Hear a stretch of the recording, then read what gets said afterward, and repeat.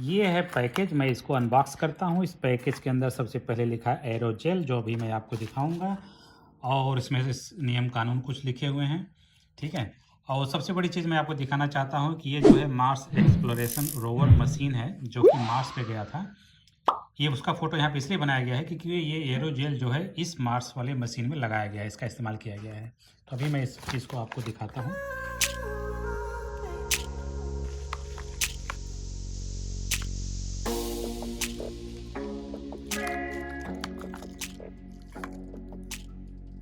ये है दुनिया का सबसे हल्का सॉलिड वस्तु।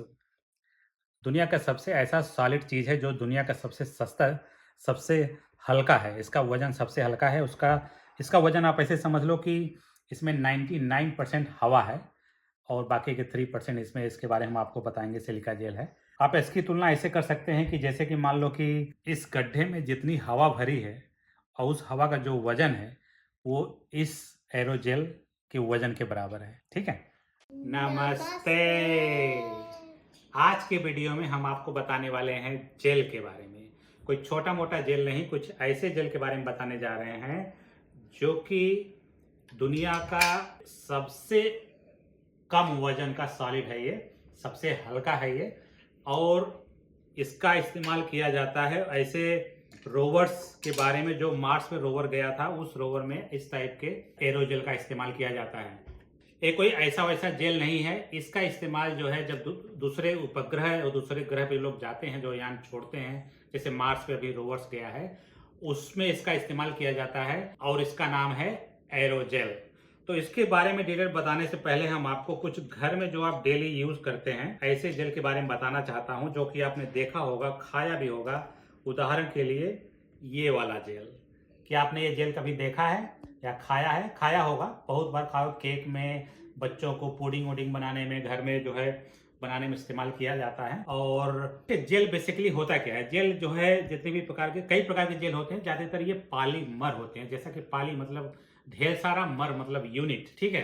तो जो एक यूनिट होता है, जैसे ईंट होता है एक, तो उसको मोनोमर बोलते हैं। तो 2 ईंट लगा दो तो डाइमर होता है, 3 ईंट लगा दो तो ट्राइमर हो जाता है, टेट्रामर। इसी तरह से पॉलीमर, जब ढेर सारे लड़ी एक दूसरे से जुड़ते चले जाते हैं, उसको बोलते हैं पॉलीमर। तो ये जो आप पॉलीमर देख रहे हैं, एक तरह से स्टार्च का पॉलीमर है। स्टार्च क्या होता है? एक तरह का ग्लूकोज होता है, जैसे कि आप देख रहे हैं ये खा रही है, ठीक है। तो इसका जो मोनोमर यूनिट है उसको बोलते हैं ग्लूकोज। ग्लूकोज आपने बहुत बार खाया होगा, सब लोग खाते हैं। जैसे कि देखो ये भी खा रही है, आप इसको खा सकते हैं। शुगर में भी पाए जाते हैं ग्लूकोज। तो इसका जो मोनोमर है ग्लूकोज, तो ये ग्लूकोज का स्ट्रक्चर कुछ इस प्रकार से होता है, जो कि बेंजीन के रिंग के आधार का होता है। उसी बगल में दूसरा रिंग होता है और एक रिंग को बोलते हैं मोनोमर। उसके बगल में ये दूसरा वाला है, उसके बगल में ये तीसरा वाला है। और दूसरों का जो हाइड्रोक्सी ग्रुप है, वहां से एक पानी का मॉलिक्यूल बाहर निकल जाता है और वो आपस में जुड़ जाते हैं, और इस तरह से वो पॉलीमर बनता चला जाता है। ज्यादातर ये जो है पानी में घुलते नहीं है, लेकिन इसको गर्म पानी में घोल दो या दूध में धुल दो तो अच्छे से घुल जाता है। फिर उसको छोड़ दो कुछ देर के लिए, तो ये जो है सॉलिड हो जाता है, ठीक है। अगला बताने के लिए हम आपको हाथ धो लेते हैं। और ये जो जेली है, इसका ये पाउडर फॉर्म इसमें है, जो हम अभी आपको बना के नहीं दिखा रहे हैं, लेकिन हम आपको इसे खोल के दिखा सकते हैं, ठीक है। एक तरह से ये पाउडर है। ये कुछ खास नहीं है, चीनी जैसा दिख रहा है। अगर इसको गर्म पानी में घोल के इस तरह से रख देंगे तो आप इस तरह से ये जो है सेमी सॉलिड बन जाएगा, ठीक है।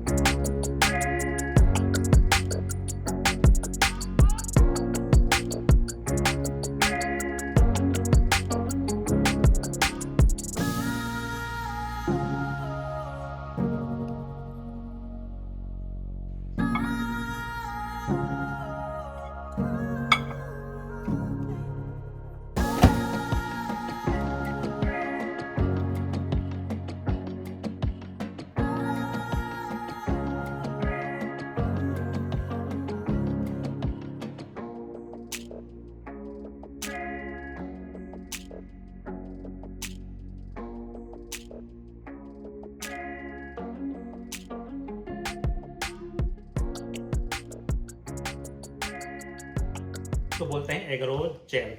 एगरोज जो है ये भी प्लांट का प्रोडक्ट है, जो कि ये समुद्र में एक प्रकार के एल्गी होता है, शायद रेल एल्गी बोलते हैं, वहां से प्राप्त किया जाता है। और ये भी एक प्रकार का पॉलीसाइक्राइड है, जिस तरह से ये जेलो भी है। दोनों में अंतर सिर्फ इतना है कि ये जो है गैलेक्टोज का पॉलीमर है, ये ग्लूकोज का पॉलीमर है। और स्ट्रक्चर में देखा जाए दोनों में बहुत ज़्यादा अंतर नहीं, सिर्फ हाइड्रोक्सी आयन का सिर्फ ओरिएंटेशन का अंतर है। और उससे देखो एक ही ओरिएंटेशन के चेंज की वजह से कितना ज़्यादा परिवर्तन हो जाता है। तो इसको बनाने के लिए ये जो है पाउडर फॉर्म में आता है। इसको हम बनाने के लिए हमने क्या किया कि इसमें हमने पानी मिला दिया, पानी मिला के इसको मैंने माइक्रोवेव कर दिया 1 मिनट के लिए। उसके बाद हमने जो है ये हमने कास्ट ले रखा है, उस कास्ट में हमने डाल दिया, तो जिस कास्ट में जिस रूप में डालेंगे उसका ये रूप ले लेगा। तो इस तरह से आप देख सकते हैं नाइस एंड क्लीन एक तरह से हमारे पास एगार का जेल बन गया है। और इसका इस्तेमाल साइंस के रिसर्च में बहुत ज़्यादा उपयोग किए जाते हैं, और डीएनए और आरएनए को प्यूरिफिकेशन के लिए इसका बहुत ज़्यादा इस्तेमाल होता है। तो अब हम बात करते हैं जिसके लिए हम ये वीडियो बना रहे हैं एरोजेल के बारे में, ठीक है, वो है ये, ठीक है। और जैसा कि मैंने अभी आपको बताया कि ये जो जेल है ये ग्लूकोज का पॉलीमर है, ये जो है गैलेक्टोज का पॉलीमर है। तो ये किसका पॉलीमर है? इसका जो मोनोमर है उसका नाम है टेट्रामेथिल ऑर्थोसिलिकेट, ये टॉप वाला जो नाम आप देख रहे हैं। इसका जो स्ट्रक्चर है आप इस तरह से देख सकते हैं, सिलिकॉन आप सेंटर में देख सकते हैं, उसके चारों तरफ ऑक्सीजन मॉलिक्यूल होते हैं, उसके बगल में मेथिल ग्रुप लगा होता है, यह एक मोनोमर है। और इसी तरह से ये जुड़ता जाए कई कड़ी के रूप में, तो एक तरह से पॉलीमर का रूप ले लेता है। तो अब इसको बनाने की प्रक्रिया हम आपको समझा देते हैं, बनाते कैसे। अब हम आपको बताते हैं एरोजेल किस चीज का बना होता है। जैसा कि मैंने आपको बताया कि ये जो है ग्लूकोज का पॉलीमर है, ये गैलेक्टोज का पॉलीमर है, तो ये किसका पॉलीमर है? तो ये बना हुआ है टेट्रामेथिल ऑर्थोसिलिकेट। इसका स्ट्रक्चर कुछ इस प्रकार से होता है, आप देख सकते हैं कि इसमें सिलिकॉन सेंटर में होता है और चारों तरफ ऑक्सीजन के मॉलिक्यूल होते हैं, एटम होते हैं, और उसके बगल में मेथिल ग्रुप लगा होता है। यह इसका मोनोमर यूनिट है। अब हम आपको बताते हैं इसको बनाते कैसे। इसको बनाने के लिए 4 मुख्य चीजें की आवश्यकता पड़ती है। सबसे पहले जो चाहिए आपको टेट्रामेथिल ऑर्थोसिलिकेट, और दूसरे नंबर पे चाहिए मेथिल अल्कोहल। ये दोनों मुख्य केमिकल्स हैं। बाकी के 2 केमिकल अमोनियम हाइड्रोक्साइड और वाटर एक तरह से कैटलिस्ट का काम करते हैं इसको बनाने की प्रक्रिया में। और कैटलिस्ट का मतलब आप जानते हैं कि वो रिएक्शन में भाग नहीं लेता है, लेकिन रिएक्शन को कम या ज़्यादा कर सकता है, ठीक है। तो इसको बनाने के लिए क्या करते हैं कि जब आप इसमें टेट्रामेथिल ऑर्थोसिलिकेट में जब आप पानी मिलाते हैं, ठीक है, तो इसका एक मेथिल ग्रुप निकल करके वहाँ से दूसरा ऑक्सीजन ग्रुप जुड़ जाता है, और उसके बाद ये ऑक्सीजन ग्रुप इतना रिएक्टिविटी होता है कि उसके नेक्स्ट ऑर्थोसिलिकेट का जो ग्रुप होता है जिसमें another oxygen group hydroxy group लगा, वहां से रिएक्शन हो करके एक वाटर का मॉलिक्यूल निकाल लेता है वहां से। ठीक उसी प्रकार से पॉलीमराइजेशन होना शुरू हो जाता है जिस प्रकार से हमारा ये एगरोल और हमारा ये जेलो का जो पॉलीमर बना हुआ। जब ये बनता है, जब इसकी पॉलीमराइजेशन की प्रक्रिया हो जाती है, तब भी ये जो है लिक्विड के फॉर्म में ही रहता है। जब टेट्रामेथिल ऑर्थोसिलिकेट और पानी और मेथिल अल्कोहल अमोनियम हाइड्रोक्साइड मिला दिया जाता है, तो उसकी पॉलीमराइजेशन प्रक्रिया होने के बाद वो लिक्विड फॉर्म में ही होता है। अब आप नेक्स्ट प्रश्न ये है कि हम इसको सॉलिड बनाएंगे कैसे, ठीक है। बनाने का प्रक्रिया ये है कि अगर हमारे जैसे कि हमारे पास जो ये एगरोज है, तो इसमें क्या होता है, जब पॉलीमर बनता है तो इसमें ढेर सारे पॉलीमर के बीचों में छोटे छोटे छेद होते हैं। ये छेद डिपेंड करता है कि इसमें एगरोज कितना है। अगर एगरोज की मात्रा कम होगी तो छेद बड़े बड़े होंगे, अगर एगरोज की मात्रा ज़्यादा बढ़ा दें तो उसके छेद छोटे छोटे हो जाएंगे, ठीक है। लेकिन हम इसको इसी सॉलिड फॉर्म में रखें और इसके अंदर का सारा पानी बाहर निकाल दें, तो क्या होगा, इसको करने के लिए हम इसको धूप में रख दें या फिर ऐसे छोड़ दें, कई दिनों तक वेट करें, तो इसका पानी इवापोरेट हो जाएगा, लेकिन इसका शेप बिगड़ जाएगा। शेप कैसा हो जाएगा, ये बहुत पतला पेपर की तरह हो जाएगा। जैसे कि एक पेपर होता है, इस तरह से इतना पतला हो जाता है। इवन आपका ये जो जेल है, आप इसको सुखा दीजिए तो ये चिपट के जो है बहुत पतला हो जाएगा। लेकिन अब प्रॉब्लम ये है कि अगर आपको इस एरोजेल को इसी सॉलिड के शेप में रखना है, तो इसके लिए स्पेशल मशीन की आवश्यकता पड़ती है, जिसकी वजह से हम आपको बना के नहीं दिखा पा रहे हैं। नहीं तो केमिकल फार्मूला हम बहुत आसानी से घर पे बना सकते हैं। उसके लिए क्या करना होता है कि जो कि इसके जो पोर होते हैं ये बहुत ही माइन्यूट होते हैं, मतलब नैनो रेंज में होते हैं। यही इसकी खास बात होती है। उसमें भरा होता है मेथनॉल। इसको भी आप ऐसे ड्राई करने के लिए छोड़ देंगे तो भी सूख के पापड़ हो जाएगा, ठीक है। लेकिन इसको अंदर का मेथनॉल बाहर निकालने के लिए इसको जो है एक हाई प्रेशर मशीन होता है, उसमें हम मेथनॉल के अंदर रख करके और उसमें कार्बन डाइऑक्साइड गैस की सप्लाई इस तरह से करते हैं कि मेथिल अल्कोहल उसका बाहर आ जाता है और कार्बन डाइऑक्साइड गैस अंदर चली जाती है। ये प्रक्रिया 2-3 घंटे तक चलती रहती है और धीरे धीरे धीरे मेथनॉल बाहर आ जाता है और कार्बन डाइऑक्साइड गैस अंदर चला जाता है। फिर उसको आप बाहर निकाल देते हैं, तो चूंकि कार्बन डाइऑक्साइड एक गैस होता है तो आराम से उड़ के चला जाता है और बाद में हमको इस तरह से एक सॉलिड रूप मिल जाता है। ठीक है, ये तो हो गया आपको बनाने की प्रक्रिया।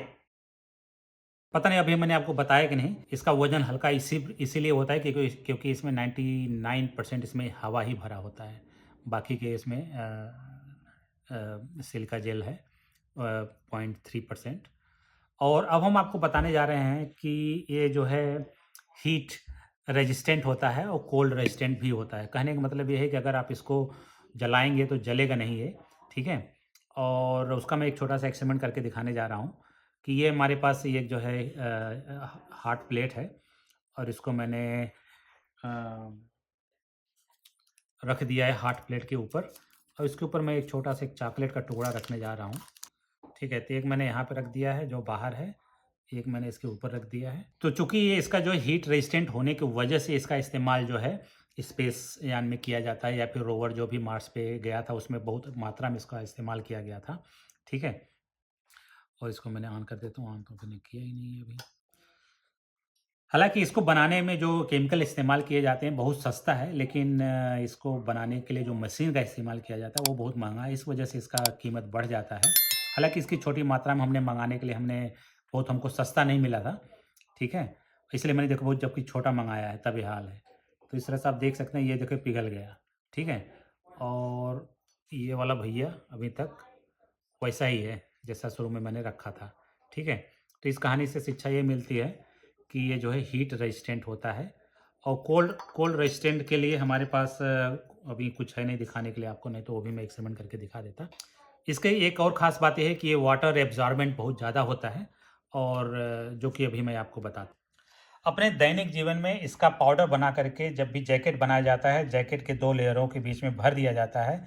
इसके वजह से जो है हीट जो है या कोल्ड जो है बाहर से अंदर नहीं जा सकती। तो इसी कारण की वजह से इसका थर्मल जैकेट भी बनाए जाते हैं। जब मैंने इसको खरीदा था इसके साथ में हमारे पास एक पेपर आया था, इस पे देखिए लिखा हुआ है कि मार्स एक्सप्लोरेशन रोवर जो एक यान जो मार्स पे भेजा गया था उसका इस्तेमाल इसमें किया गया था। तो अब हम आपको बताते हैं इसका इस्तेमाल क्या है ओवरऑल, ठीक है। और पहले हम आपको बताते हैं कि इसको स्पेस रिसर्च में इस्तेमाल क्यों किया जाता है। जैसा कि मैंने आपको बताया कि हीट रेजिस्टेंट होता है और जब भी कोई रोवर्स मार्स या मून या कहीं भी जाता है तो वहाँ का टेम्परेचर बहुत वेरिएबल होता है। रात में बहुत ठंडा और दिन में बहुत गर्म दोनों हो सकते हैं। तो ये दोनों को बहुत आसानी से झेल सकता है, ठीक है। इसके अलावा स्पेस में ढेर सारे कामेट और डस्ट आते रहते हैं, बहुत छोटे छोटे डस्ट आते हैं। उस डस्ट को ये पूरी तरीके से एब्जॉर्ब कर लेता है, ठीक है। और क्योंकि इसमें इसका एब्जॉर्बिंग क्षमता बहुत ज़्यादा होती है, अपने वजन का 25 गुना ये पानी एब्जॉर्ब कर लेता है। तो दूसरे उपग्रह पे ढेर सारे कॉमेट डस्ट होते हैं। कॉमेट डस्ट क्या होता है कि कॉस्मिक जो हमारा पृथ्वी है उसी प्रकार से ढेर सारे अलग से उपग्रह हैं और उसी प्रकार से एक ब्रह्मांड फिर दूसरा ब्रह्मांड, उसमें से ढेर सारे डस्ट यानी पार्टिकल्स आते जाते रहते हैं। तो उस डस्ट को यहाँ पे अगर एब्जॉर्ब करता है तो इस तरह से उस डस्ट को पूरी तरीके से बर्न कर देता है, ठीक है। और अगर वो गर्म है तो इस पर कोई प्रभाव नहीं पड़ेगा, अगर वो ठंडा है तो भी इस पर कोई प्रभाव नहीं पड़ेगा। और इसका सबसे इंपॉर्टेंट चीज़ इसका वजन है, क्योंकि बहुत हल्का है तो इसको जो है स्पेस यान में इसको ले जाने में ढो के ले जाने में इसको ज़्यादा मेहनत की ज़रूरत नहीं पड़ेगी। और आपको पता है कि जो रोवर्स में मुझे जहाँ तक लगता है उसके दरवाजे में इसका इस्तेमाल किया गया था और उसको जब आप रिमोट से खोलते हो बंद करते हो तो उसको चूंकि वजन कम रहेगा तो बिजली भी कम खाएगा। इसके अलावा हमारे दैनिक जीवन में इसको जो है बहुत से कपड़े ऐसे आते हैं जो जैकेट आते हैं, जैकेट के बीच में जो है एक पतला से इसका लेयर बना देते हैं और उस लेयर में इसको भर देते हैं। मैं आपको दिखा देता हूँ कहाँ पे है। तो ये है हमारे पास एरोजेल का पाउडर जो कि मैंने अभी आपको नहीं दिखाया था, ठीक है। सेम चीज़ है, उसी का टुकड़ा है ये, पाउडर है ये। तो इसको क्या करता है कि जो जैकेट बनाते हैं, जैकेट कंपनियां क्या करती हैं, इसको दोनों जैकेट के लेयर के बीच में भर देते हैं, जिससे क्या होता है कि कोल्ड को जो है आसानी से रोक लेता है। तो चूंकि इसका एब्जॉर्बेंस क्षमता बहुत ज़्यादा होती है, इस वजह से कहीं अगर ऑयल स्पिल हो गया मान लो कि किसी समुद्र में या फिर कहीं वाटर पॉल्यूटेंट हो गया तो इसमें डाल दीजिए तो ये सारा पॉल्यूटेंट को एब्जॉर्ब कर लेता है। तो इस तरह से आज के वीडियो में हमने ये सीखा एरो जेल के बारे में और हमारे दैनिक जीवन में और भी कई प्रकार के जेल का इस्तेमाल किया जाता है उसके बारे में। तो कैसा लगा हमारा आज का ये वीडियो? अगर आपको वीडियो अच्छा लगा हो तो हमारे वीडियो को लाइक करें, सब्सक्राइब भी कर ले पहली बार बोल रहा हूँ। वीडियो खत्म करने से पहले मैं आपको बता दूं कि मैं बहुत इन सब चीज़ का एक्सपर्ट नहीं हूँ, और जो भी मैंने गूगल से वो अपने रिसर्च पेपर से पढ़ के वही मैं आपको बताने का हल्का सा प्रयास किया हूँ अपने भाषा में, ताकि आप सब आसानी से समझ जाए कि क्या क्या चल रहा है बाहर। ठीक है। और अगर आपको किसी पार्टिकुलर चीज़ में वीडियो अगर हम आपको बना के दिखा सकते हैं, तो आप इस वीडियो के नीचे कमेंट करके लिख दीजिए। मैं जो है उस कमेंट के आधार पर मैं आपको उस वीडियो बना के आप तक पहुँचाता रहूँगा। मिलते हैं अगले वीडियो में। Anya, wanna say namaste? Come on. That's okay. That's okay. That's Anya. Okay. 1, 2, 3. Namaste.